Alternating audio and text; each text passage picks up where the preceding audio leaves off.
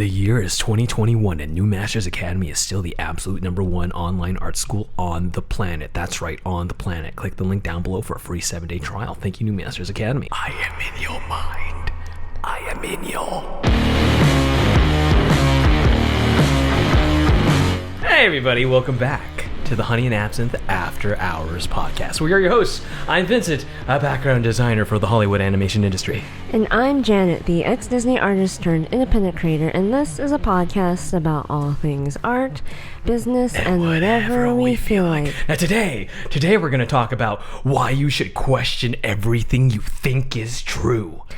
But before we get into it, make sure to like, touch, jingle all our bells and buttons.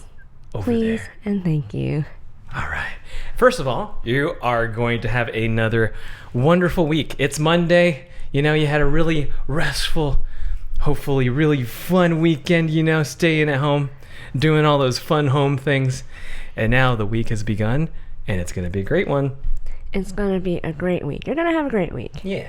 I think I came up with this topic because we had a really deep conversation about communist China. Yes. as we usually do. And it's simply, I had this thought because for whatever reason in my life, I've always been really, really close to Chinese and Taiwanese people. Mm-hmm. And all this stuff that you told me, I never knew about this whole time until you and I started dating. Mm-hmm. So I was wondering, like, wait a second, how is it that there wasn't a single hint of this? Now, the first hint of this was like the very first girl I had a crush on when I was 12 or 13. She was Taiwanese, and then she explained to me the distinction, but, you know, I didn't understand a single word of what she was saying. But then not until much older, when I became much older and you explained it to me again. So I was just asking you, like, why is that? What's the difference between my other friends and you? Yeah, because you've had other Chinese friends who didn't know any of this stuff. They didn't know any of this stuff. And we were talking about, why is it that I did? What is it about the way I grew up in my family that, like, I knew all this stuff? And I was like, well, one of, like, the main differences is that my family came from mainland China, and typically most other Chinese people are, I mean, ones that immigrated here, that I know of, well, one, some of them are Taiwanese. Two, a lot of them are from Hong Kong. And mm-hmm. that's very different. And the ones that aren't from Hong Kong, they're educated. Like, they're smart. They're not from, literally, my parents were farmers. And I was talking about, like, like middle America hick Chinese people. Yeah. Would that be too severe to say, or is that kind of accurate? It's accurate because my parents don't have a college education. So the higher class people in China probably look down on them? Yes. And I was just telling you certain things about my parents and what little my parents have told me. So I don't even know if because it's not like I can check. I feel like a lot of people can do, like, ancestry.com or whatever and, like, find the history of their family. I literally don't know if that even exists for me. And I was telling you about, like, my dad and how my parents came here and they didn't know any English, and so they could only get, like, menial jobs at the time, and, you know, in China it's not like they got college educations in China either. Like, they had, like, I would assume, they told me they had, like, a high school education, and then they started working. And then so my dad, he has this chip on his shoulder from being the first one in his family to move from, like, the countryside to city, like Shenzhen, and like, getting a job as a driver, and then from there, the both of them immigrated here. And, like, when they were here, the most education they got outside of their high school, whatever equivalent of high school education was back then was adult school to learn English. And the only incentive for them to learn English was because my parents, being from a very like unstable background, they wanted good, stable government jobs where they can't get fired from. Really, they could just coast for a while, and not worry about climbing the ladder, or even worried about somebody taking their position. It's just they're going to be in this position forever and ever. And ever. They wanted security and safety. So, and even then, like when I was little, I didn't know any English until maybe 6th or 7th grade, 6 or 7 years old, because my parents really, even though they eventually they knew English, but it was really bad. So like when I was little, I didn't know English for a really, really long time. You have this thing where you don't remember memories before 6 or 7 years old because you thought in Chinese or something like that. Yeah, I think that's why. I don't know for sure, but I literally can't remember anything before my like 6 or 7 years old, because I think it's because that's exactly when I switched over to English. When like they forced me. They not my parents, but like when my parents moved to Arcadia at the time, basically for me to give me a good education. They did everything they could to put me in a good school district. So before I was not. The reason why I didn't know English was because that school district was really bad and they didn't like that for me. So they moved to Arcadia, just like, I feel like a lot of immigrant parents do this. They prioritize education for their children, and they will literally do anything to be able to afford to give their children a good education. So yeah, I can't remember anything before like 6 years old. And like during that time, I feel like I was forced to be a little bit like a secretary for my parents. Like I had to translate things for them, and I had to like things that like between the age of 6 and like 18 you probably have no idea how to handle, like reading important documents and having to translate that for my parents and stuff like that. Would you have to do that at the DMV or something like that? Something like that. Like important. Like my parents got like yelled at me when it came time to fill out the FAFSA, which is that thing you have to sign up for, like financial aid for when you go to college. And I was like, they need to know how much you make every year.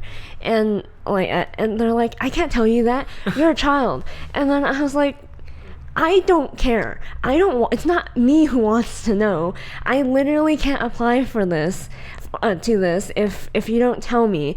And you can't apply on your own because you don't understand how to fill this out. Yeah. So I don't know what to tell you. Like, stop yelling at me. Yeah, so like I was like telling you, like that's like my parents' background. Yeah, so my dad is the first person to have moved to the city. But even before that, I've talked about how my dad really likes war movies. My mom doesn't really like movies or entertainment, but the one movie she really liked growing up. She likes hoarding. Yes, she likes sales and hoarding, but like my mom really likes this one movie, The Joy Luck Club. And she forced me to watch it with her when I think I was like in maybe middle school. Do you remember? High school. Do you remember how? You need to watch this. Come here, you need to watch this. Yeah, something like that. Like, I don't even know how she got it. Didn't you question, like, is this going to be good? What kind of movie is this? Is it going to be action? Yeah, I was like, oh my god, why are you making me do this? So I just think she's just making me watch some Chinese movie thing for some reason. And like if you watch the movie, it's a little bit dramatic. Like any Asian drama. Yes. You know? And it like a soap? Kind of actually. And it follows the lives of different people, like immigrant stories basically. And my mom starts crying in the middle of the movie. I think near the climax of the movie, actually. And then after the movie is done, she tells me, like, you know, this character is basically like your grandparents or whatever. And I'm like, or your grandma. And I'm like, I have no idea what that means. So she explains to me, your great grandparents were like educated scholar types. And then communism happened, wealth was redistributed, and they became dirt poor. And then your grandma, being their daughter, doesn't like married into, like, to your grandpa, who was a farmer. So this person who didn't know how to farm was married to a farmer, and then you're like, oh, that makes so much sense, because that grandma of mine, she kind of acts different from the rest of my grandparents. The Chan family, usually all the members of the Chan clan are very hands-on. Yeah. They're very like I explained in that one story where I saw the keyboard up on the garage. Your mom did some like somersault and split onto the garage table just to get it. Your dad does pull-ups still. Yeah. Do you still think your dad does the weird workout routine while playing the cover of My Heart Will Go On? Titanic? Janet's dad listens to this Chinese cover with, I don't know, what do you call the Chinese instruments? I don't know what you call them. I'm not sure. Yeah, but like the flute thingy. Yeah, I'm sure you could imagine it in your mind. He plays this cover of My Heart Will Go On by Celine Dion. And it's the same one. Every time. Yeah. My dad's the youngest of like 3, and they're all like boys. So my uncle, the oldest one, he is, I want to say he's like in his 70s or 80s. He still does like a lot of pull-ups. He's healthier than my dad. And they all just smoke like chimneys. Still, you were like, yeah, that's why that makes so much sense. That's why your grandma is kind of like the weird one in your family. Doesn't really know how to do much. All right, but Janet's grandma, not your great grandma. That's your grandma. My grandma, yeah. Janet's grandma, 90 years old. 90? Probably, yeah. 90 years old, looks like a walking skeleton. Yeah. And then we always think, whenever your dad calls, I always think, oh, today's the day. Especially during like COVID. Yeah, during COVID. Like, man. But then she seems very prissy. Yeah. She's the prissiest one in your family. She doesn't seem to like to she never seemed like she liked to do things for herself. Would she always ask you, like, oh, get me a glass of water? Would she be that? Kind of. There's like a whole side of my family who's very traditional, as I guess you could say, where they're like, you're a girl, you should do this, or like, why aren't you like polite, or why aren't you this? Girls are supposed to act like this. Yeah, why aren't or you like, acting like this? You're the daughter, you need to like take care of your parents and stuff like that.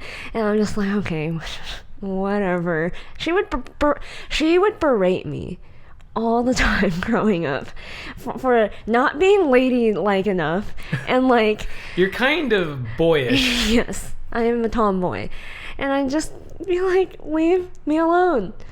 I don't want to be a lady. I just want to like roll around in the dirt and like leave me alone. The way you describe your childhood, you seem like you'd play outside and you come home and you're like really dirty. Like your feet are dirty, your fingernails are dirty. Yeah. There's like rocks and twigs and shit in your hair. Yeah, that's like what I did just all the time. I got so much exercise as a child. So I felt like, because my parents are like not educated, and my grandparents and where they came from in China, they truly knew, they got like the worst part of what the Chinese government did. Whereas like the ones who, I've noticed the ones, especially from the East Coast, there are a lot of like Chinese people from the East Coast that like come here to California for like school or whatever, seem really like whitewashed. They seem so, like, it's hard for me to relate to them, because I feel like when they talk about their parents, they're just like, oh, they're like doctors or lawyers or business owners or whatever. I'm like, my parents did not have that kind of education, and they come and like, that's why I feel like they told me a whole lot of like what happened to like my family. And you said that your dad was the brother in the family who had the guts to leave. Yeah, he was the first one. He was the first one to be like, I'm gonna leave this rural town, and go to the city. And so like when we went back that one time, my extended family and like friends, I guess, from his village or town that eventually also moved to the city for better opportunities, I guess, they treat him like a legend a little bit. Dude, you were the one who left. Kind of, and went to America and made something yourself. Dude, wow. Yeah. And since then, I feel like they're like that side of the family has made well for themselves in China, but they still kind of treat us, like him and the Americans, like you're lucky, like no matter how much money they end up making over there. But it sounds like they have almost everything we have. They have technology, you know, they have all the cool shit, you know. Yeah, they have movies, you know. It's doesn't seem like it's that different. Why do they have the sentiment that they feel envious of what we have still? Okay, so there are certain things about China that, just knowing my family there and then being there a few once, it's really interesting. There are like, they will send their children overseas to America to study, not even for the American education necessarily, for the fact that you get to breathe fresh air. Like, simply that. Like, when I was there, I literally heard that from some people. And when I was there, I am like 5'3". I'm not that tall. You're a giant. I am a giant over there. Yeah. Especially compared to my cousins, my arms, they're not thick arms. They're like twice the size of my cousin's arms. And I'm like a foot taller than everyone. All the other girls, I guess. And I'm just like in the subway or the public transit, and I'm like, why can I? This is abnormal. I can look at the top of everyone's head, and like they would call me fat there. Like, I'm not, technically speaking, but they'd assume that I'm like a giant and be like, man, there's something in the water here that is not over there. And simple things like when my cousins gave birth, they'd ask my dad to send them the milk from here. Ensure. Yeah. Pedialyte. Stuff like that, yeah. Because they think a lot of things about America that are kind of strange. Like when they came here to visit once, all they wanted to do was eat American beef. They wanted to eat steak like every day. I guess that's not a thing there. So there's some strange things about like China that like I don't know if I'm even qualified to understand. Like, these are just the things I've observed through like living and like experiencing like weird things my dad would do, like send them Ensure or whatever. Yeah. I really like that. I like it when you talk about this stuff. It's funny. Oh. It's good. Like I cannot relate to this at all, because when I grew up, I grew up in, like I said, in Koreatown, very Melrose and Western, if that means anything to you. It's just, to me, as LA as you can get. You know, graffiti, and there's the donut shop, and then there's the gas station, and then more graffiti. Like, you know, it's just like, so it's where I grew up. And when I went to school, in elementary school, half of it was Filipino and half of it was Spanish. There was one white guy and one black kid. And just split down the middle. But like the one thing that we all shared was like, I went to a private school, a private Catholic school, and it was a very, very, very small school. I think holy smokes, it's on Santa Monica and something. I forgot what. But growing up, the one thing that we had in common was being Catholic. We went to church. We did all that stuff. And then growing up, it's really interesting to compare my life with yours, because up until I was 18, I didn't really know anybody who wasn't like me, you know, other than the only time was when I went to the scholarship program, Ryman. And then I was like, oh, cool, public school people. My grandma would call you all Philistines. Oh my God, heretics. Not heretics, heathens, pagans. Oh. but it, yeah, just growing up, I was like, oh, this is interesting. That when I finally reached college, I was like, oh wow. My immediate thought was like, how do people know how to be good people without religion?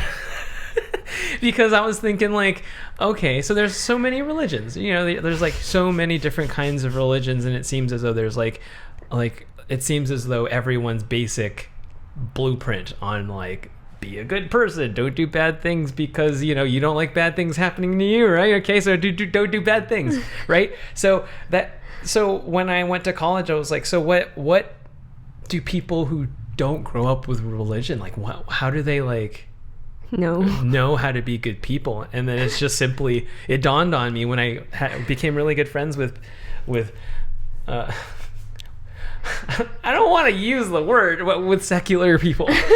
God, it's such a like ew with, you know, godless heathens. Yep. That's what I am. I would think like, oh wow, so like good people just teach good people. Yeah, their parents. It's just that simple. And then it just makes me and then it makes you realize like, okay, so all the shitty parents I've grown up with, even though they like go to church every Sunday, it doesn't like fucking guarantee anything. Yeah. It seems, you know? For me, as you were like saying all that stuff, I was like, that's funny. Like, I don't have God per se. Like, I didn't grow up with that. But there's something in my family that is nearly the same thing, treated the same way. It is your God. And it's good grades. For me, it's like, man, I do something that's not okay, I get like beat to shit. For me, it's like you get a B and you get beat to shit. Just a B. Yeah, or A minus. And I was naughty. I was a really, really, really naughty fucking boy, man. So was I, actually. The naughty boy? A naughty girl. Oh, okay. In terms, as most naughty as I can get is like, you know, bad grades. I actually was bad in school for the longest time. Huh. I have a really bad relationship with the education system and teachers in general, but I just was not a fan of school because I was just too independent. I would get yelled at a lot. And I just didn't want to do it. And then I think it was around 4th or 5th, sixth grade. It was 6th grade when I figured out the formula of school, and it just became easier for me. Like, what's the formula of school? Do what they just tell you. Memorize everything and do what they tell you, and just it allows you to avoid problems. So if I wanted to be independent and do my own thing, I just, quickly do what they want me to do, and then I can fuck off. But before then, I got yelled at a lot. Like, being a tomboy in my elementary school was the only time we had uniforms. And for some reason, my parents, instead of getting me, like, pants, I had to wear, like, this uniform dress thing. And as a little girl, being really, like, tomboyish You open your legs a lot. Yes. I'd run around, play on the monkey bars, do my thing. And teachers would yell at me. They would yell at me, close your legs. Or like, stop. Please stop doing that. And I'd be like, no, I want to play. I want to just do my thing. Yeah. And so when I say like grades were like my god, I heard the phrase like you get good grades and then you get a good stable job and you will be happy and successful in life. Just repeated over and over. Yeah, and for over me again. it's you be a good whatever and you go in heaven. Same thing. Yeah. And then when did you start to question everything then? Like I guess from when you start thinking about what you want to do in life. So for me, that was middle school. That was when everyone, the pressure of like high school and like when they say get good grades, get a good stable job, they don't mean be an artist. And like for when like I started thinking about like what do I want to do when I become an adult, and I was like I want to be an artist. And I think that was when I was kind of like, you know, this get good grades, get a good stable job thing. Like I want to be successful, I want to be happy, so I do believe I need to get a good stable job. But maybe I don't have to be an accountant. Yeah. Or a nurse or something like that. And growing up where I did, a lot of other people around me didn't feel the same way. It's like that's the only way. Yeah, it's like everyone wants to be an accountant, an engineer, a doctor, a lawyer, not a creative person. Like you don't go into YouTube, you don't go into acting, you don't go into music or art or whatever this bullshit. If you do, if you openly say that that's what you want to do, people look at you funny and they look down on you. They go like, oh, you're gonna be a loser in life, basically. So, me being not very bright and being very proud of being an artist, I just go like, fuck you. I'm gonna be an artist. I don't care what you think of me. I don't care the weird look you're giving me. I don't care the fact that you think I'm dumb or whatever. Like, I don't know. I don't know what to tell you. You're set on it. Yeah. You're gonna do it. So, as a result, I became a little bit of an outcast in my family, I guess, and in school. Because I think in that environment, it's, you know how in like let's say Mean Girls, you have like the popular kids, you have the jocks, you have the nerds, you have the weirdos. In my school, like in order to be popular, you have to be a jock, a nerd, and kind of wealthy. Like you have to dress a certain way, and you have to have it all, basically. There's no such thing as I really believe all the popular kids in my school were like top of the class. Went to Yale, goes to Stanford, that kind of thing. There definitely were jocks, but people didn't think they were cool. Which is the crazy thing. So weird. So in your school, the cool people weren't the jocks; they were the people who got good grades. Yes, but also partied. That's the thing. Yeah, like they would have good grades, but they would like. Yeah, They also like got down. Yeah, let's just say that. I took a lot of AP classes and honors classes, and in any other school, I think I'd be considered a nerd. I was considered a weirdo, like a weirdo artist who like, oh, you only took like one AP class that year? Great. Like that's what I grew up with. Did you ever how did you realize that for me, my belief was like, oh, get good grades, get a good stable job, and you'll be happy and successful. For you, it was God. So like, when did you believe God was not the almighty being, I guess? I don't even know how to say it. See, I'm such an atheist or agnostic person. I don't even know the language to use. Remember when we talked about imagination? Yeah. When you can imagine literally anything, and you quickly realize that whatever happens in your head doesn't happen in real life.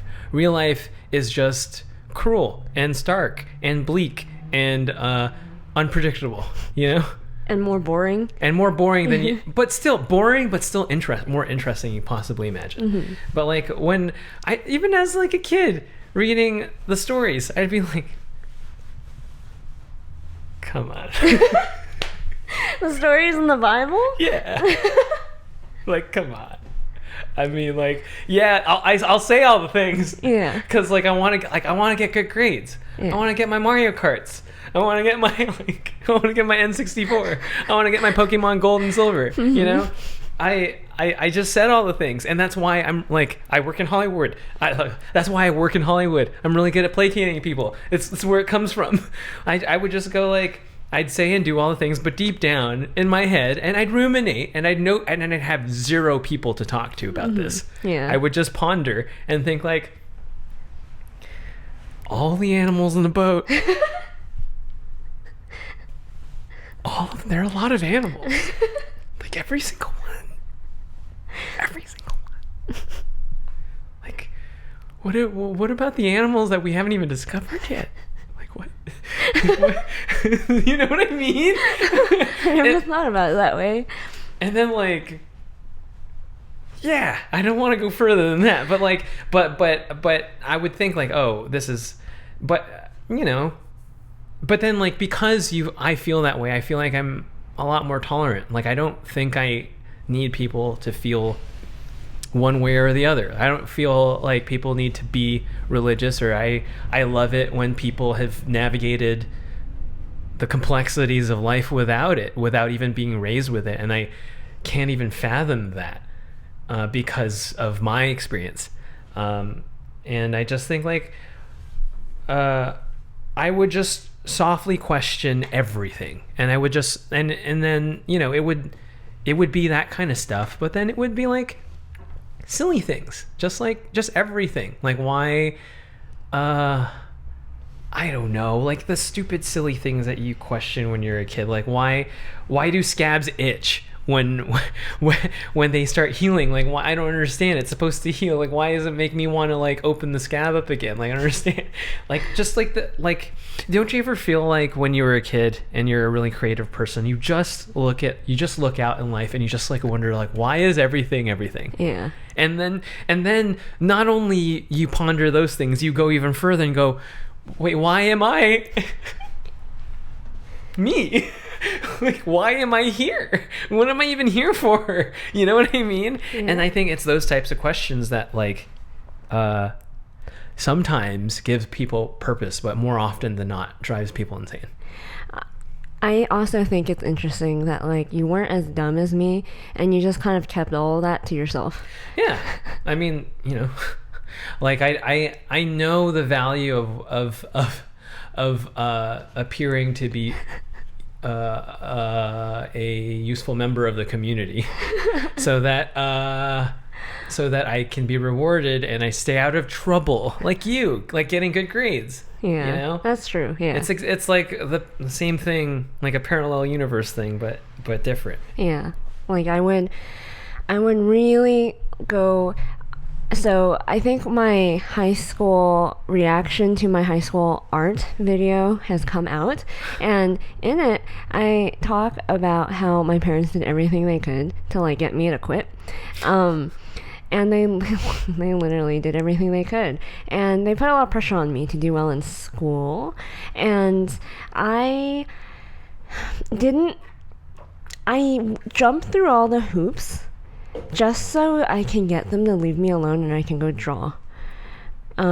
So, which is, I think, more than most people. Like, I was like, fine, you want me to take AP classes? Man, you have to physically do things to placate people. I just had to play ball. I'm like, fine, you want me to be smart? I'm going to do all the things, and then the last minute I'm going to be like, I'm going to art school. For all of you guys looking to make more money in 2021, I have a book recommendation for you. Everyone should go listen to Rich Dad, Poor Dad by Robert Kiyosaki. And if you don't have one already, head over to audibletrial.com/the Honey and Absinthe podcast to get your free Audible trial, where you will get 1 free audiobook or 2 free Audible original audiobooks. So 3 audiobooks in total. That's audibletrial.com/the Honey and Absinthe podcast. Yeah. I guess my act of becoming an artist was like the rebellion and the just like going, well, this idea of get good grades, get a good stable job is, I learned late in high school that like I'm not sure I buy into all this because I'm going to become an artist. I'm going to become a successful artist. So successful still meant get a good stable job. But I did think like, oh, you don't necessarily need good grades.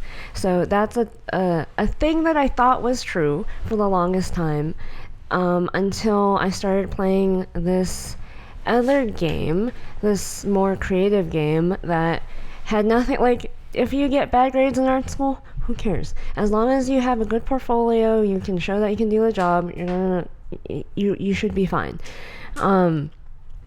But I still fell into the other trap of like get a good stable job, because I've been reading this book by Robert Kiyosaki. Oh, you are so into Kiyosaki right now. Yeah. Every other word is like, oh, I can't believe I learned this thing. Yeah. It's like you're leveling up as a Janet. It's the quadrant book, the 4 quadrants, or I forget exactly the title, but he talks about like the different quadrants of what you can become later in life once you start working.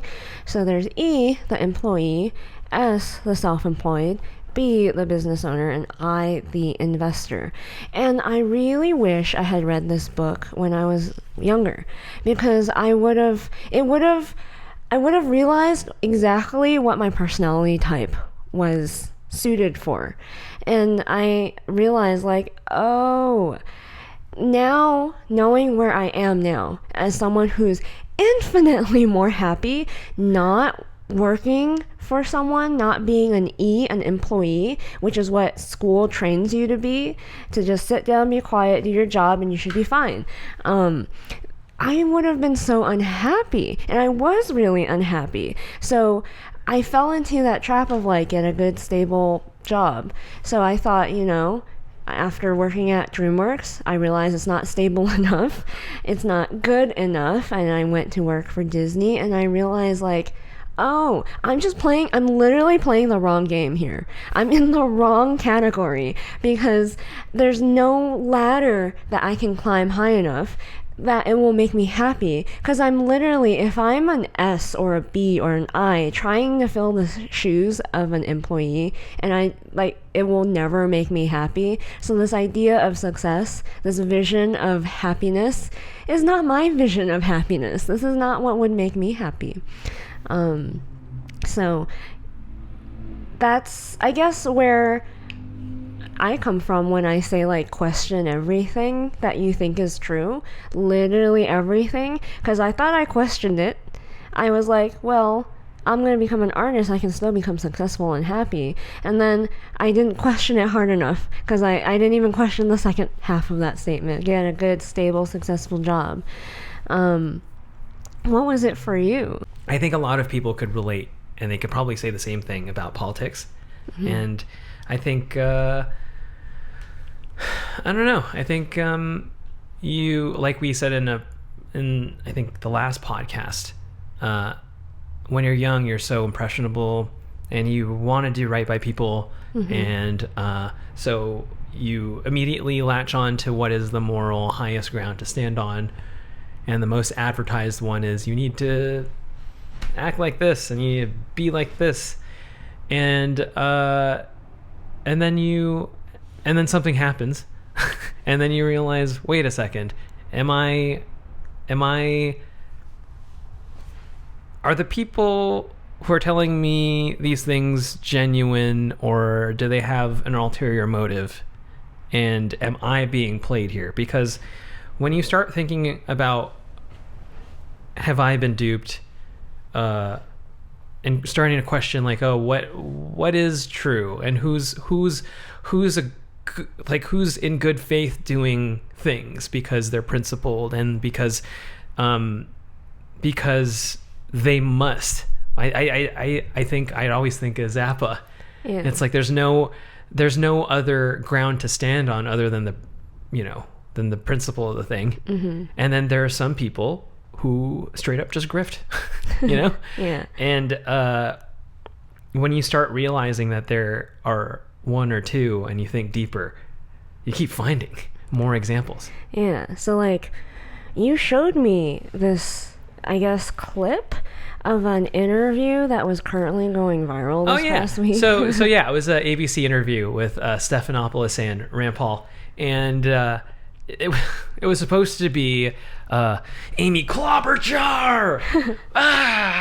Eat salads with combs. Yeah, it was Amy Klobuchar, and Stephanopoulos was supposed to be moderating this conversation between her and Senator Rand, but then Klobuchar got technical difficulties with her mic, I guess, I don't know, and then Stephanopoulos, assumes the position of both moderator and leftist opinion, at the same time, and immediately he goes straight, like, I'm too lazy to we're too lazy probably to intercut the thing, but I'm sure you could find it. Yeah. It's the most recent one. And then he just immediately goes into leftist talking points, and Rand going, well, what's the most eloquent way to say this? And then Rand going basically all we want is just to have an audit so that people would calm down. Maybe if we just solve these problems and ironed out these issues, maybe people would calm down and accept whatever reality we need to accept. Yeah. Seems pretty reasonable, very on brand Rand, reasonable Rand, as we like to call him. Yeah. But then Stephanopoulos going oh, and then he opens with do you accept that there are absolutely no do you accept that there are absolutely no there's absolutely no instances of election fraud or something like that. Something like that. Just confirm everyone's bias now so we can move on to the next segment, basically. Yeah, it's the question was just already framed to favor the leftist side. And mind you, this is Stephanopoulos, again, supposed to be the moderator here. Supposedly, the moderator / journalist. And you asked me, man, because that's how you took it. You were Stephanopoulos is being a dishonest journurist. And it's infuriating me. Yeah. And I kept thinking, oh, how could people see this any other way? And I asked you, okay, if I showed you this 5 or 6 years ago, I think I asked you 5 or 6 years ago, what would you think? And 5 or 6 years ago, I'd either be in college or maybe late high school, and I was truly trying to bring myself back to that point in life. Very naive, very I just accepted what everyone told me was true about politics and people and whatever. Yeah.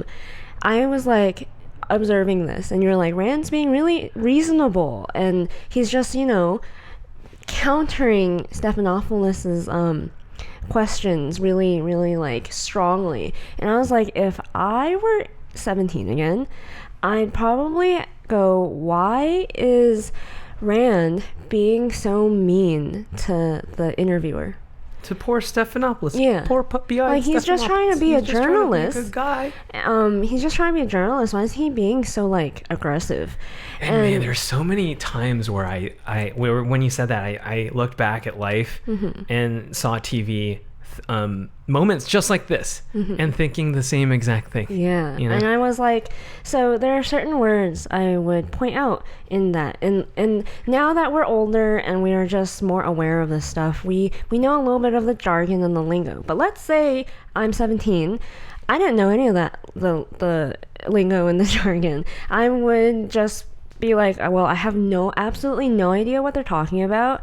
And I would just go by body language and like the emotional aspect of this conversation, this argument, this interview.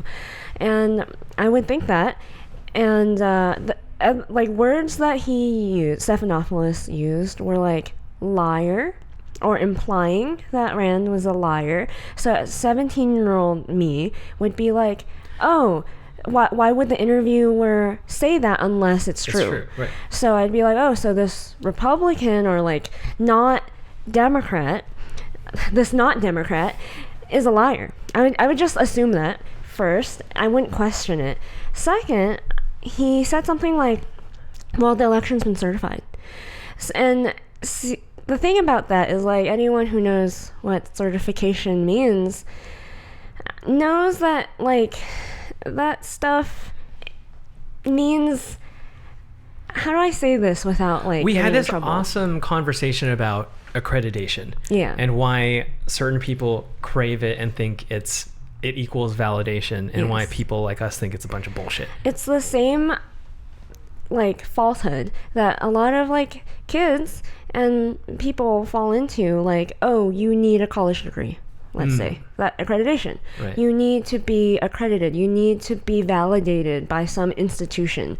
So when he says something like, it was certified, immediately, like, 17-year-old Janet goes like, oh yeah, that's clearly that's fine, because certification means that it's legit shit. Yeah. Right. Yeah, without question, without understanding what is certification, without knowing, like, oh, I don't know what it is, but clearly certification means legitimacy.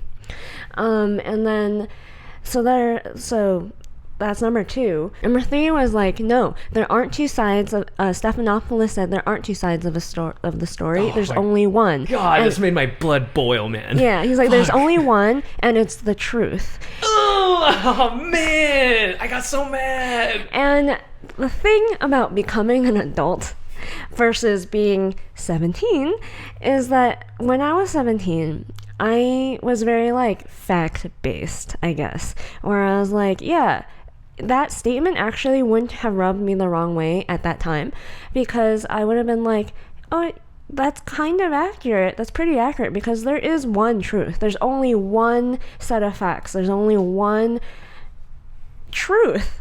It's the fact. You can't argue with fact. And when Stephanopoulos says that, I knew exactly those 3 words, the way it was presented, that is the best way to convince 17-year-old version of me who was like, didn't know anything. Must be legit. Yeah.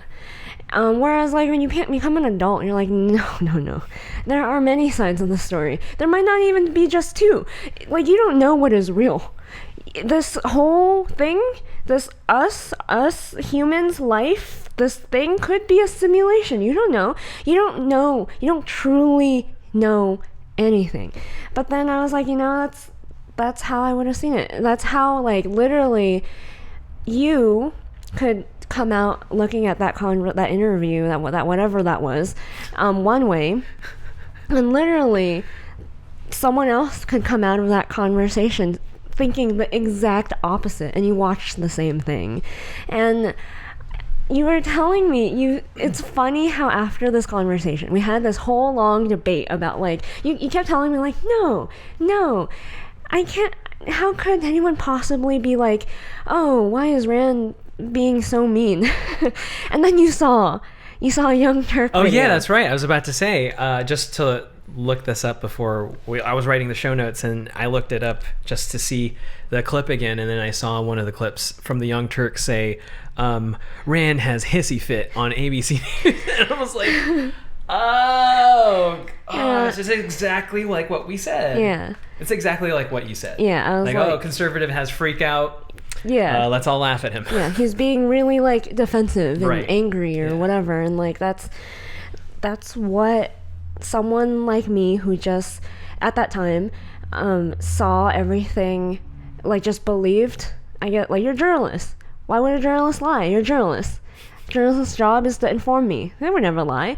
Those type of things, I would just believe, and so that's how I would have read that argument. If you operate from the perspective that like journalists are like holier than thou, No, that they're simply people. and that they enjoy being properly. in front of the camera. Yeah. It's that simple. If you enjoy being in front of the camera, kind of says a lot about you. You know, I reluctantly did this.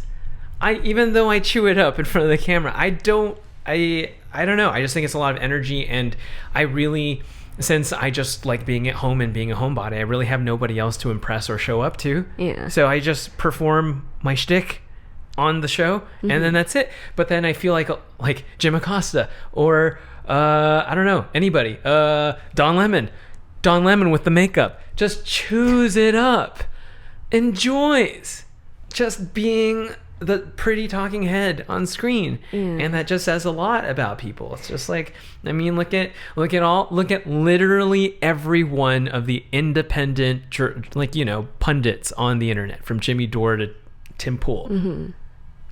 You know, not Don Lemon like levels of makeup, you know. Don Lemon has more makeup than that's the women. the authenticity thing. Yeah. You know, it's just like someone who kind of, you know, looks like they rolled out of bed just to, you know, decipher and give their opinion on the news. You know, that you can see that's their priority. Don Lemon with the face. Yeah. with the pristine face. Oh my God, it's so there. If you are aware of stage makeup or makeup for film and being on camera, he has so much makeup on. Like, Jesus Christ, the man is vain. just an observation. Yeah, just a simple observation. Yeah. It's not you can't disagree with us. I mean, like, turn on the cable. Look at him. Like, he's reflecting light from his face. He's so mattified I that I'm know. like, tell me your secrets. Yeah.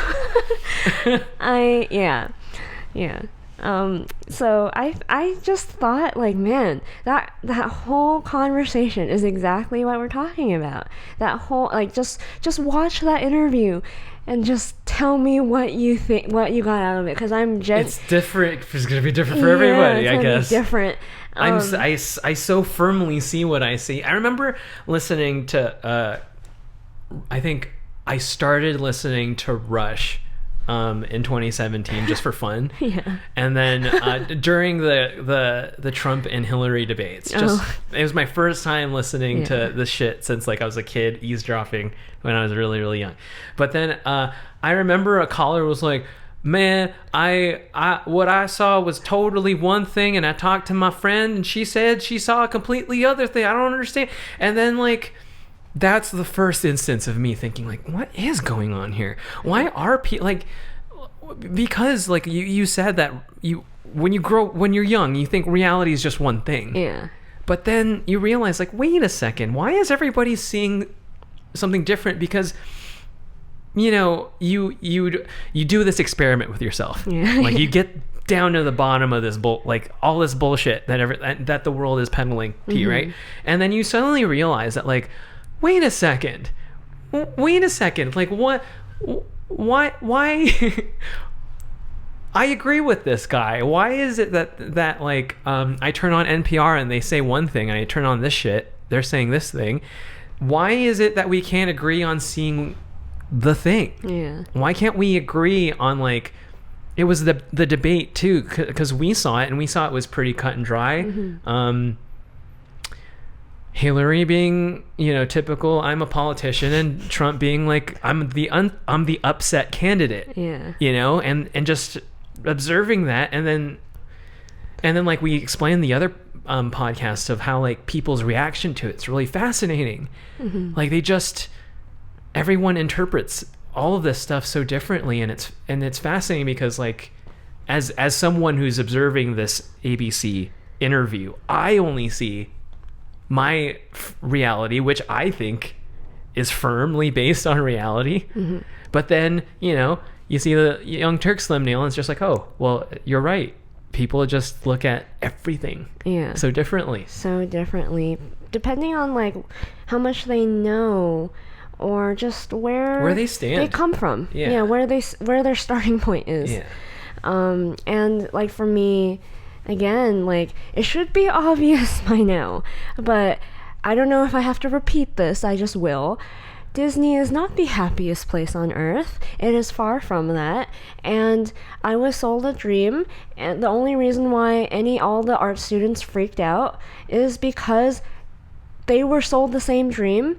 And it took from one art student to another art student, just a little further ahead than the art student, to be like, hey, don't do it. It's like that scene from Dewey Cox when one of his bandmates is doing some narcotics in the bathroom, and he's like, Dewey, don't do this shit, Dewey. This is some good shit, but don't do it, Dewey. It's just lets you, just like art students, don't do it. Don't do it. Mm-hmm. Meanwhile, like raking in all this cash and like my life is great right now and all this shit. But like, don't do it. Yeah, like if all you want is to be a good employee and to make your money and to live a cushy life, right? A fairly cushy life, right. And just how cushy is it, and like how you're never going to stop worrying about the future. You will never. If you become an employee, you will never. It doesn't matter what kind of employee. If you're an employee, you will never stop worrying about your future, because you'll realize you trade time for money, and you always will have to trade time for money. And after you've been working for a while, you'll start going, how much longer is this? Is there to this? And then you realize for the rest of your life. And then you go, That's a lot of time. That's a lot of my time. And if you're like me and you ever question whether or not you want to make a change, and you think about all the steps needed to take that change, I think a lot of people aren't willing or too scared or don't even know the steps to take to even begin to do that, because you've just believed, get good grades, get a good stable job, you will be successful and happy. And I find that like there are a lot of people that believe that for a really long time, far longer than me. I got myself out of that thought trap in very quickly, comparatively. But there are some people that believe that even till like maybe they're 50, 40, 60, whatever, and they are still, it's not like they're wondering when is the success and the happiness coming. They're still wondering that. And I'm like, if it's not here now, if I'm at Disney and it's not here, something's wrong. Something is wrong. Right. And it took me that moment, that time, to like realize, oh, Disney is not everything that they sold to me. And the only reason anyone's mad about me by saying that is because a lot of people believe that it is. The reason why, like, we want you to question everything you believe is true, even if it confirms that it is true. At least you confirmed it. You know. Because otherwise, people are gonna take advantage of you. like I was duped. Anyone working in animation was duped. Whether you are in the exact place you need to be, you're an employee, you're happy to be an employee, that's great. Still duped. Why? Because anyone who you ask, was this job sitting in this cubicle doing this mindless job, was this what you signed up for truly when you made your portfolio, when you went to art school? Is this what you imagined? I bet you 100% of them would be like, yeah, no. But it is what it is. And it is what it is. But that's not what was advertised. So I believe 100% of the people were duped. I mean, I can't. I mean, like, yes, that sounds about right. Oh my god. But also, outside of like, not wanting to get taken advantage of simply because you're just, I don't want to use the word ignorant, but like just you're not aware. You're not aware of the truth that is actually a lie. Yeah. So okay. So you rail a lot against education. Yeah. And this is just like the fascinating thing that I've been discovering in my own life and just comparing. So we have a teacher that makes a big deal about how, oh, you youngsters don't know who the fuck Tina Turner is. Oh, yeah. Yeah. And it's just like, I think, and I was like jogging one day and I was thinking like, man, we're all just like grains of sand. And like our perspective of what our lifetime is and what life is before and what the present is, it's like the span of like 80 years if you're lucky, maybe shorter if you're not so lucky, and then you die and then another person lives life, and you think like I started to think like I only can perceive and think what is classic is a classic because of when and the specific time I grew up in. Mm-hmm. Like, for example, I had this example last podcast about how like the Zoomers who were, what is that, under the age of 18, anybody under the age of 18, like that, preteen to teen era of people right now, they don't care who Paul McCartney is. But our grandparents, there was no star bigger than a Beatle. Mm-hmm. There was nothing.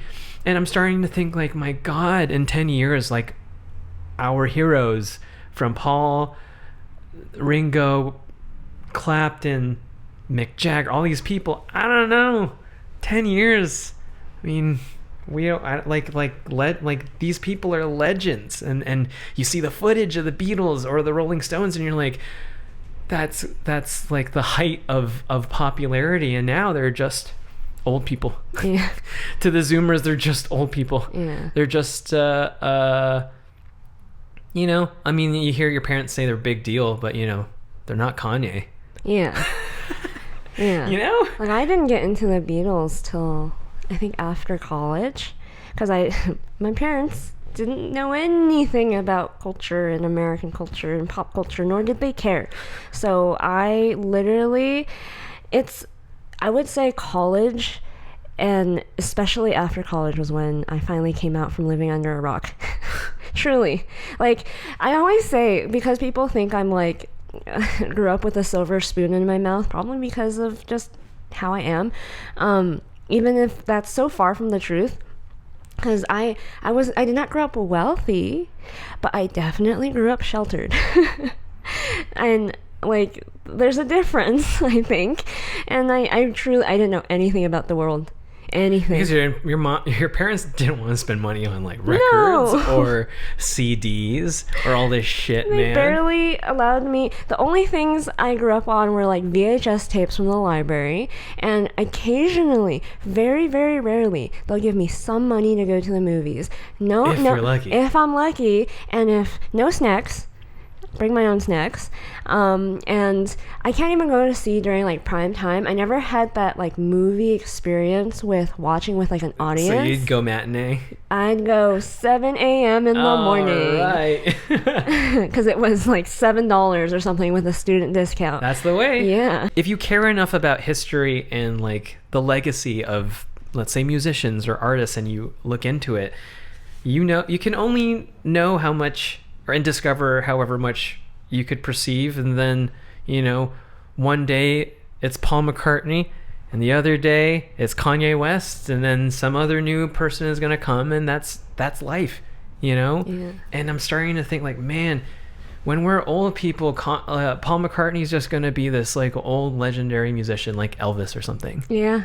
Which is insane. Which is like basically what Michael Jackson is now. He's like this old legendary musician from your parents' age or something like that. I saw a TikTok video where some like probably guy our age was asking these young Zoomers, do you know who this person is? And he showed them a picture of Michael Jackson, and they're like, have no idea. Have no idea who that is. Yeah, it's sort of like I think the very first video that illustrated that was when I think somebody gave a little toddler, or you see a toddler knows how to play with tablets, but I think the dad gave him a Game Boy or something, and he kept tapping on the screen. Like, wait, it's not working the way the other things do. And it's just like, that's just life, Yeah. One day it's Tina Turner, and then another day it's Beyonce, another day it's her, and then another day it's somebody else. It's just, the wheel keeps turning. Yeah.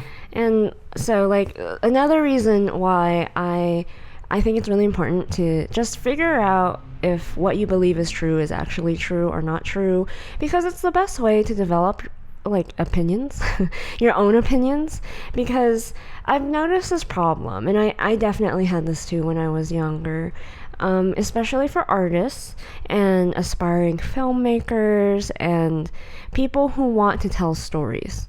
That's what we were trained in school to do. Like, one of our teachers, other than the fact that they don't call us artists at Art Center, they call us designers.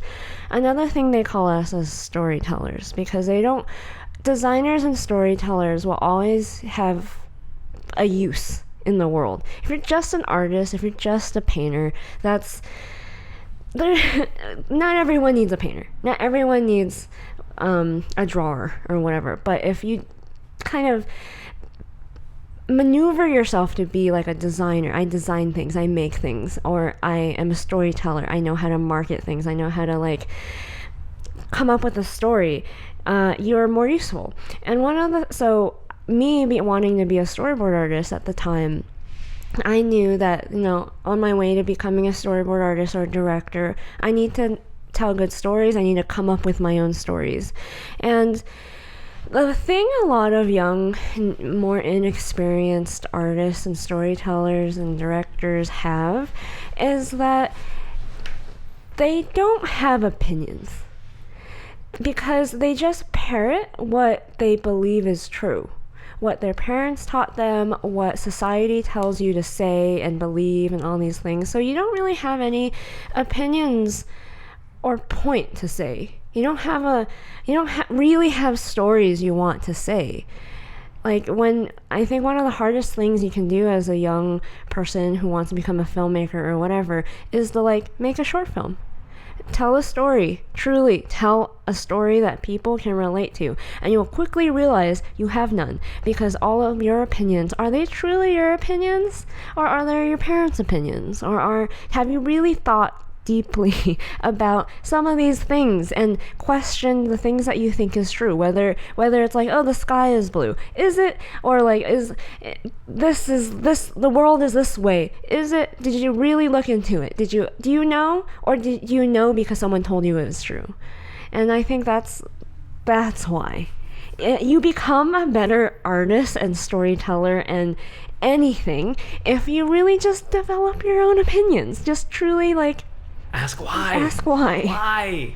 I think that's at its core what makes a good artist a good artist. Yeah, because we were saying, which is funny, we were talking about how, man, imagine if I had done this 6 years ago, how much further ahead I would be. And then you were like, no, I think you did it at exactly the time you should have done it, because I wouldn't have anything to gripe about. I wouldn't have anything to say 6 years ago. I don't have the same opinions and thoughts and reason why. I feel like I'm just such a better storyteller and more introspective and more knowledgeable about my perspective on the world. Before, 6 years ago, I don't know if I had a perspective on the world. I was just living in the whatever other people were dictating. So I think when you're young too, you don't know that's where you're at. You think you have opinions. You think you got it. You think you got it. I think when you're young, you think oh, that's everything. Oh, that's how it's supposed to be, because that's how school told me it's supposed to be. And I think a lot of people probably get really perturbed that you really don't like the education system. I really don't like it. But I can see why. It's a bunch of bullshit. I really like the idea of customizing everything in my life. I was never the kid. I think growing up, most people really, really like Sean Johns or something.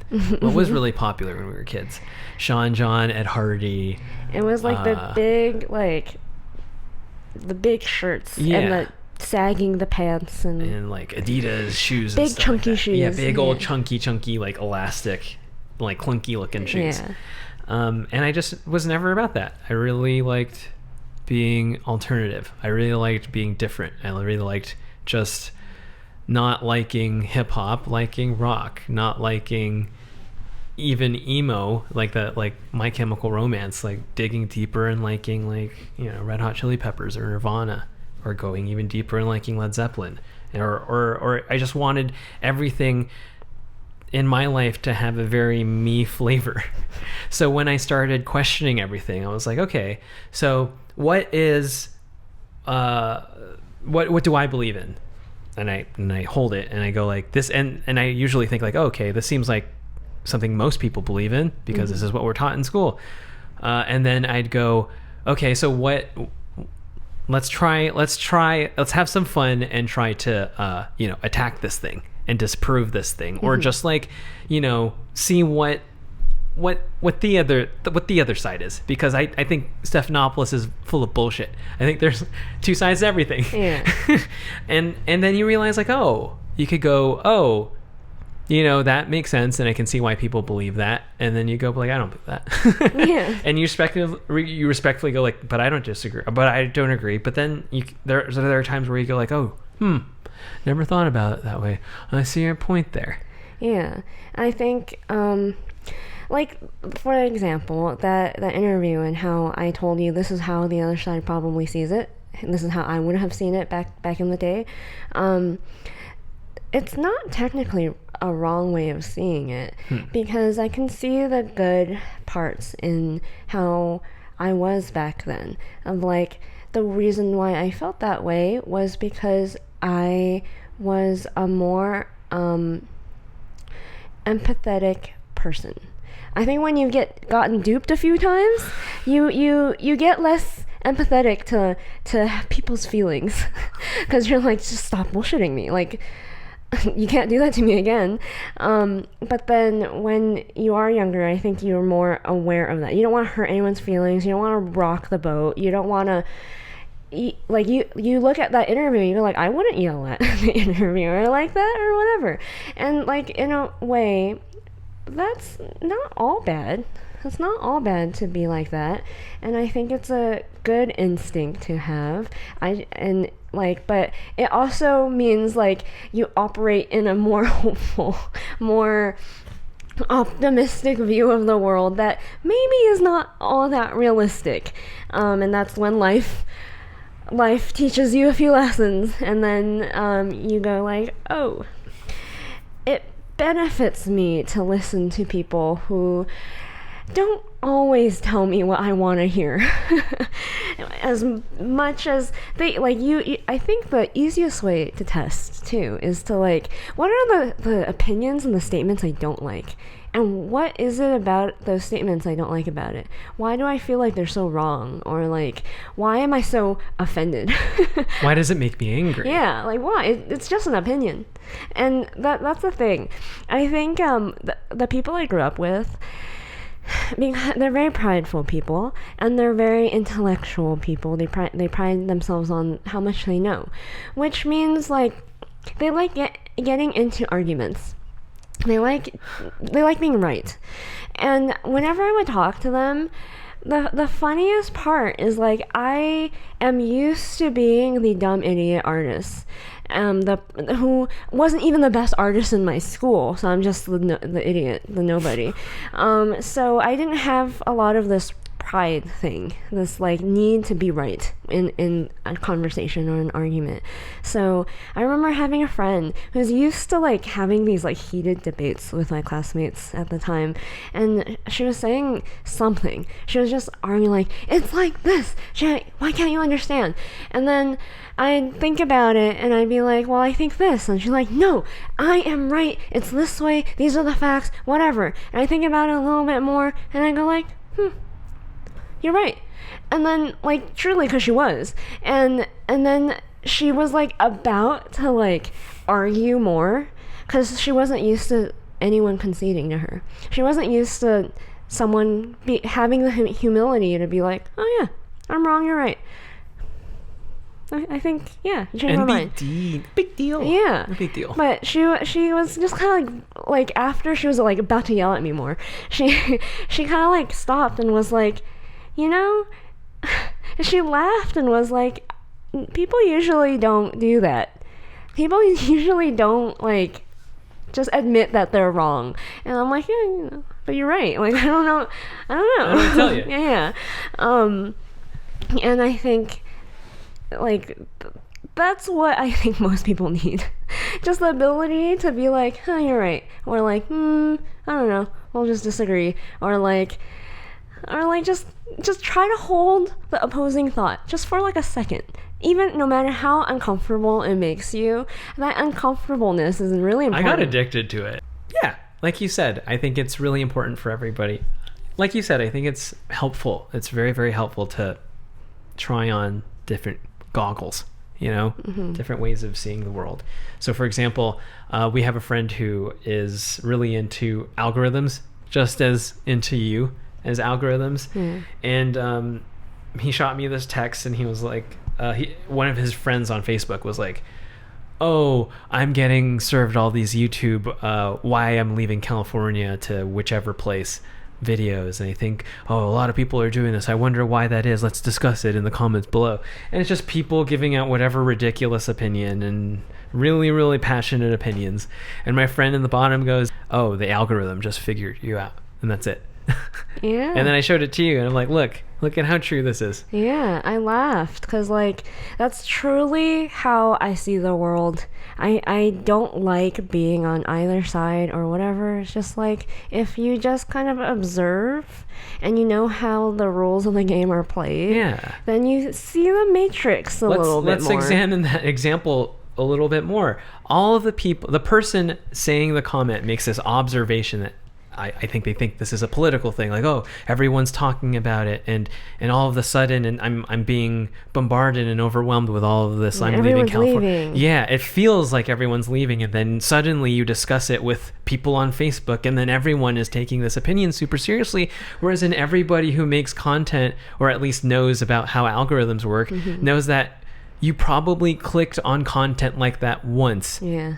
Just once, and then it started to know that you were interested in that, and then all of a sudden you're being recommended all of this content that's very similar to it. It's not, but it feels like, it really does feel like the world is serving you something. Yeah, because not only is the algorithm going to show you what it knows you will click on and want to watch more of, it also will promote that kind of content that does get more clicks and more people do want to watch. Right. So it incentivizes the creators to make that kind of content. So when especially a creator sees a trend of all these similar types of videos seem to get a lot of views, a lot of clicks, then you want to, like, put your 2 cents in there and, like, get your view, your clicks, your whatever.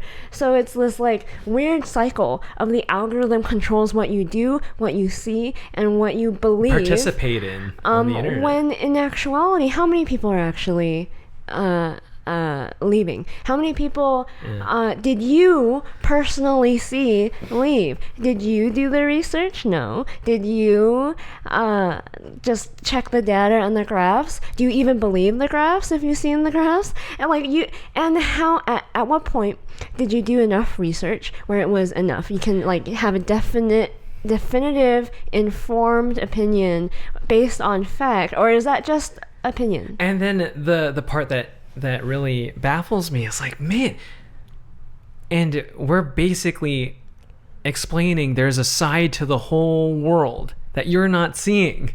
Our side of, like, the algorithm is literally serving you something. It's when you truly understand that, you'll go, oh yeah, that makes sense.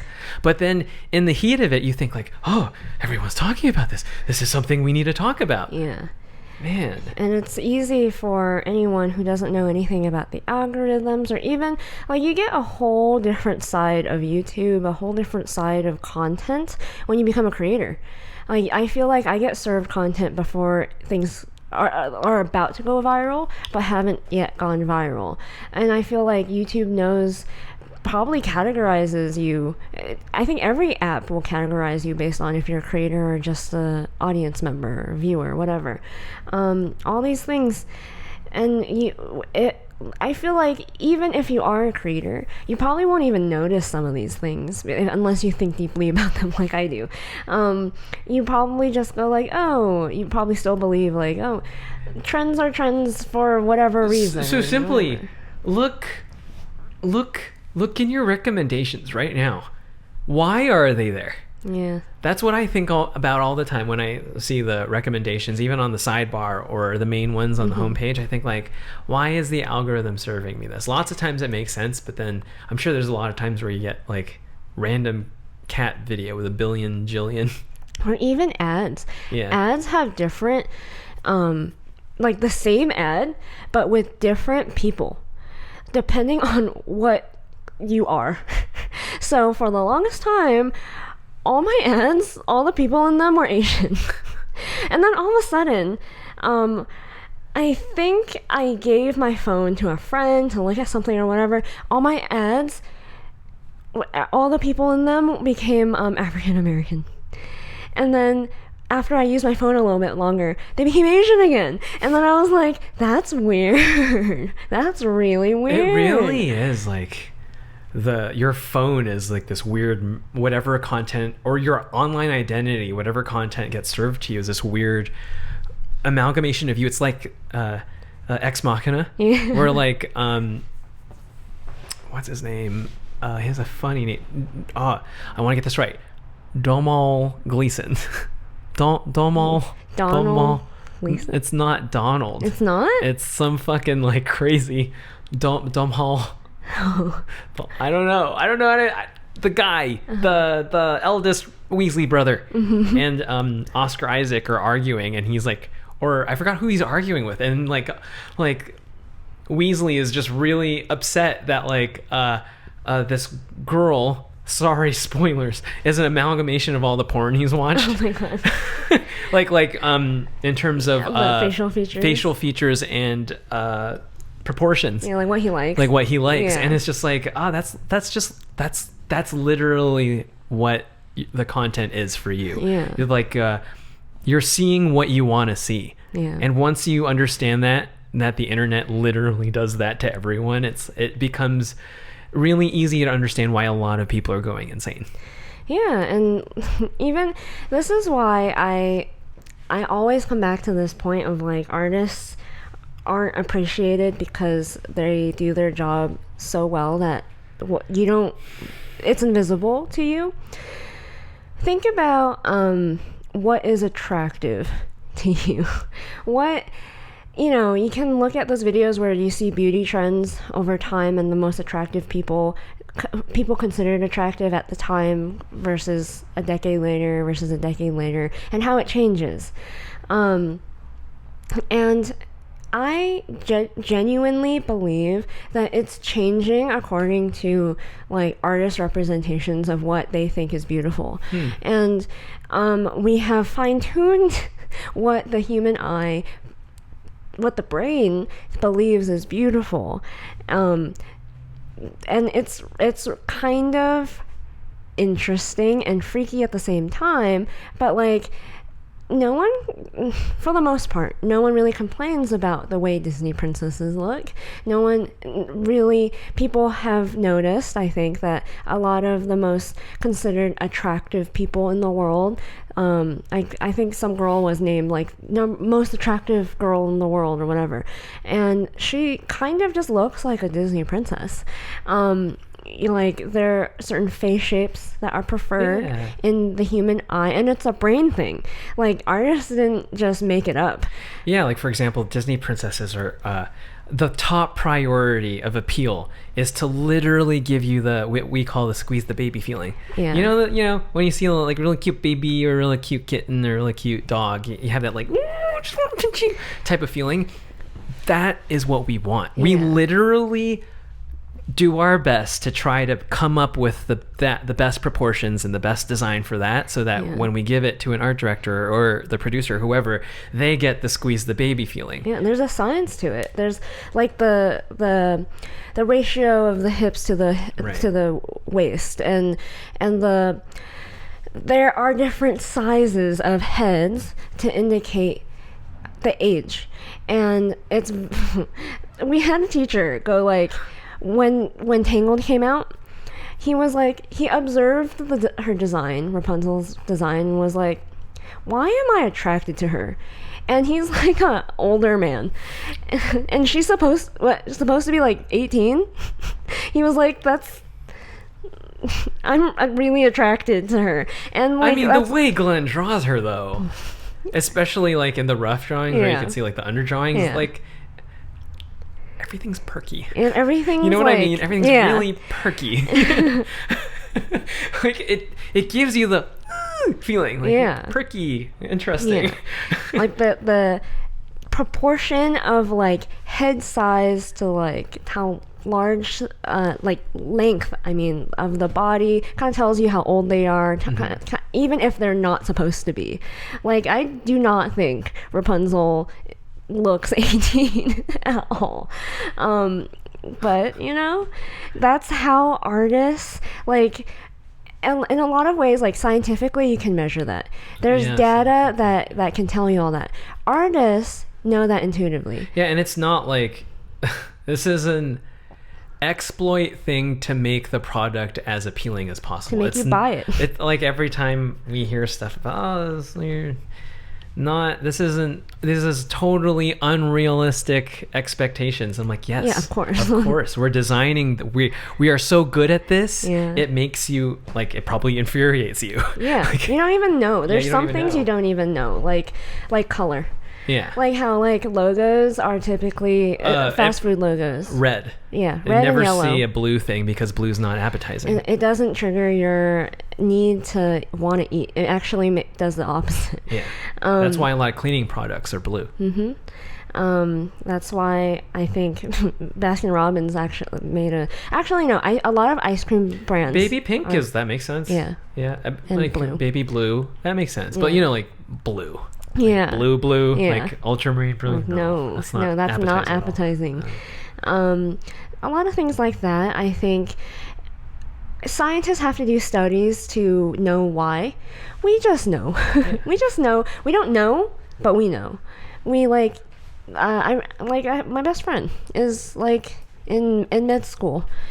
We have these conversations all the time where she'll explain to me certain things, and I'd be like, "Oh yeah, I know that," and like, what? How do you know? You're just a dumb artist. Yeah, basically. And I'm like, there's some things you can know without needing to like research or read data on. Yeah, I think there's something really cool about painters, and when you go plein air painting a lot, and then you just discover, like, for example, when the sun's shining really hard on the lawn, how far that reflective green light can go on a tree bark. Yeah. And then at a certain point when you start painting a lot, you instinctively know what is realistic and what is like you're milking the scene. Yeah. You know, you're putting a little too much just to, make the people feel a certain thing. Yeah. And it's that kind of thing. It's just like, we know what a normal body is supposed to look like. We can totally draw it, no problem. Yeah. But we want to elicit a feeling. Yeah. We want like the highest impact, and that's why Disney princesses look the way they do. That's why Kit Kat and a lot of like, McDonald's, red, yellow, that type of appetizing colors.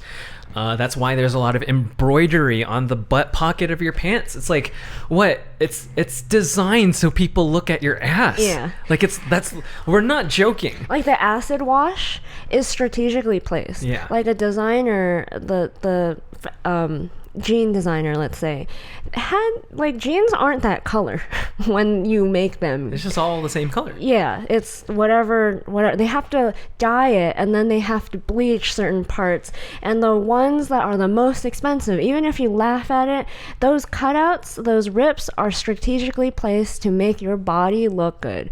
that bleached areas making your ass look plump.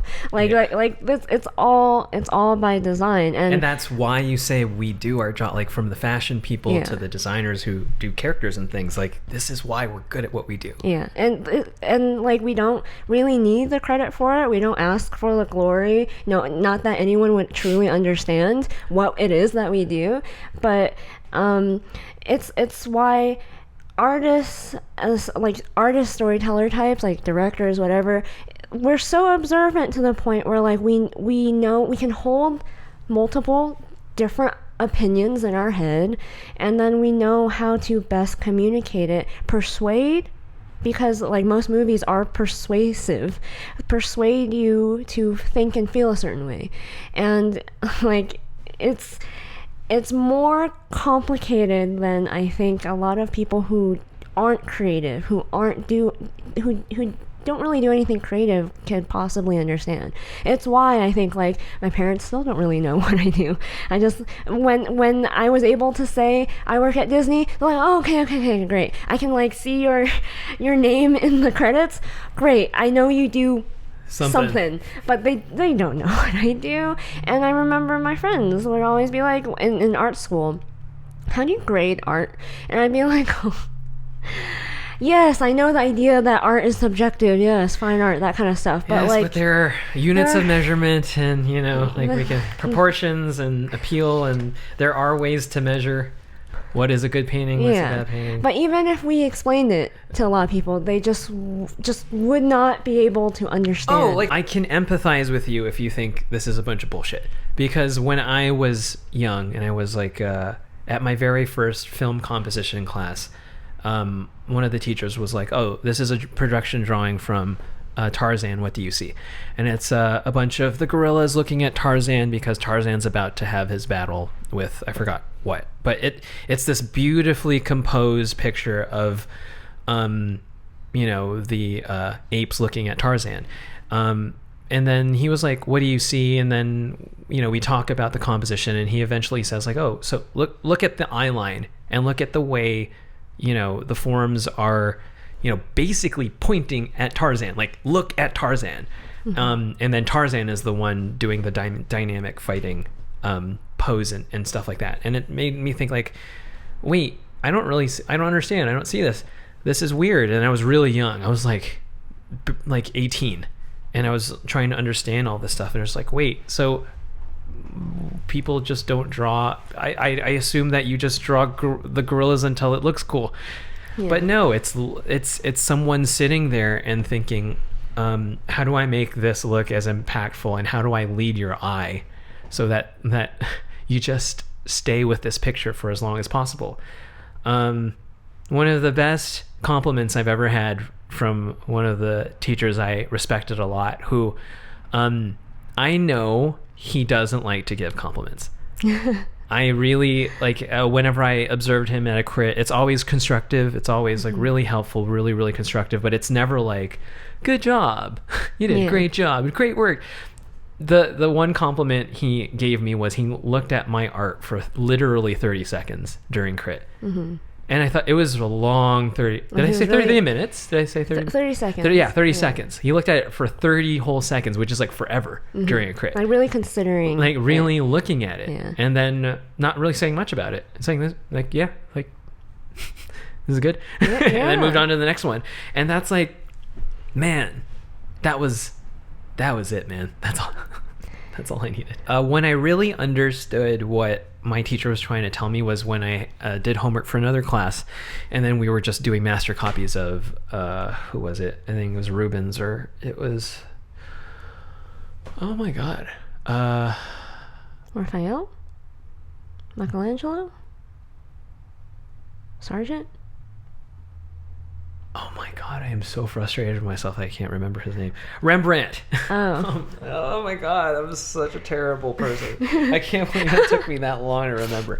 I was doing Rembrandt studies, and then I realized that exactly the same thing that this Disney drawing had, Rembrandt literally was trying to do in a sketch. And I was like, and then it clicked. I was like, oh, we're just doing the same shit over and over and over again, this time with like Disney characters. Yeah. Oh! And then that's when I was like, oh, okay, so if the old geezers, the old masters did this back in the day, then they must have had rules that like even today the artists at Disney are following now. And then that's when it clicked. I was like, okay, I got you. I understand this now. How do I learn the rules to this game? And then like the magnificent world of composition opened up for me.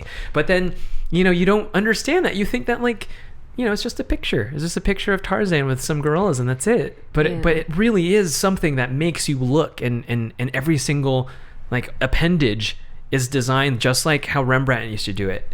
Or all of the old masters used to do it, to lead your eye somewhere, which is just so much more interesting than just looking at, like, for example, every single piece of Instagram art. Not to be mean or like, it's just, I remember this exact same teacher who stared at my art was like griping that like, you kids, you spend 2 hours if that on a drawing and then you post it up. And then people in my day would slave over the composite like of every nook and cranny and then put it in a gallery. They do like color studies after color studies, thumbnails, and then a finished and they sketch, didn't even have computers. They did it like if they messed up they just did it over again. I was gonna say something. I think when you come from a school like we went, the school that we came from, I think you're very clearly able to see that. I don't know if you would be aware of that kind of stuff if you didn't go to a school like Art Center. Trust me, everything that you see is by design. Yes. Trust us. Just trust us. Just trust us. Everything. So we knew, like, for example, even like when you're driving down the street, there's a reason why this tree is there. Like that's like some sort of, somebody put that there for a reason. Someone made a decision. We're gonna put a tree here.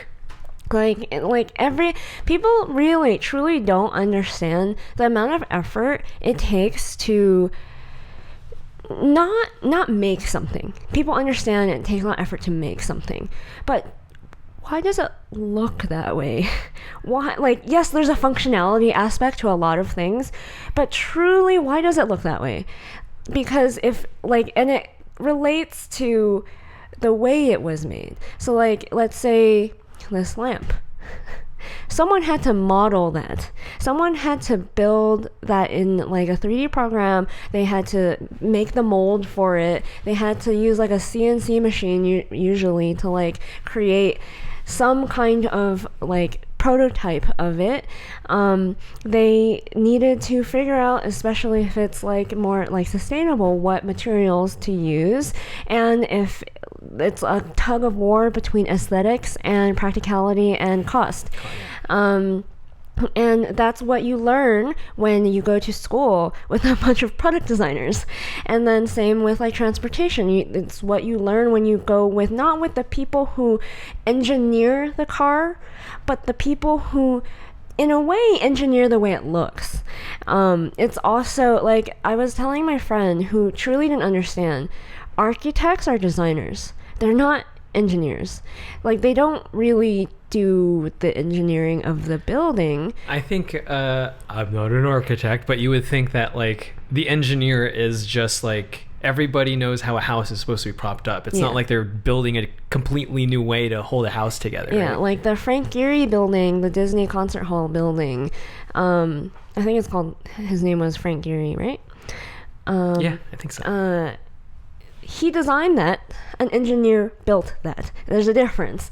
And like this couch, like it's specifically a certain length for a reason. It's specifically like this mid-century modern design. Like every literal everything that you see and touch and feel was designed by someone, including stories, like including the design of a script. And then the reason why, another reason why you should believe us is like when you start thinking in that way, when someone isn't thinking about these things, that's how you know it's bad design or bad storytelling. When it feels thoughtless. When you notice the problems. Right. When you don't notice it at all and you just feel it, the movie just makes you cry, or it scares you, or whatever. Or if you're looking at an object and you're just like, how do I use this? That is a problem. And like, I remember watching the first episode of Silicon Valley, the TV show. I think there's a line in there that's supposed to be a joke where they ask like the main character, who do you think is more important in the founding of Apple, Steve Wozniak or Steve Jobs? And anyone who knows, Steve Wozniak I think is the software person, and Jobs was all about the graphic design, all about the aesthetics and presentation. And the thing that you don't, I think the joke, the software, the coder person was like Steve Wozniak, and then the other guy was like, you're so up your own ass, you don't even know it. And the point is that like it doesn't matter how well you code something if you can't package it properly and present it to a person, literally make people drool and buy it. Yeah. Like you can buy a representation of an iPhone, but you can't buy code. Like you're not going to convince a normal person to buy code.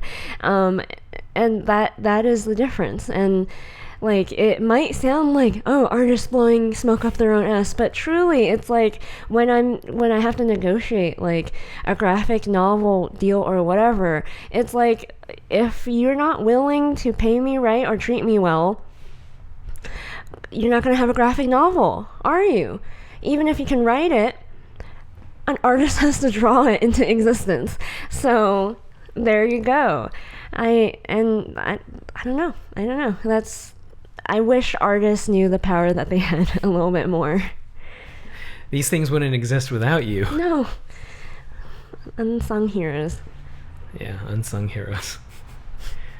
Anyway, what is our recommendation for today? So, our recommendation for this week is this Mac DeMarco clip telling you to just do it. Because if we are in February, probably by the time this podcast comes out, it's okay if your New Year's resolutions have been falling behind. It's okay if January was a pretty crazy month. Yeah. Pretty crazy month. That's fine. Not your fault. But, watch this clip and just do it.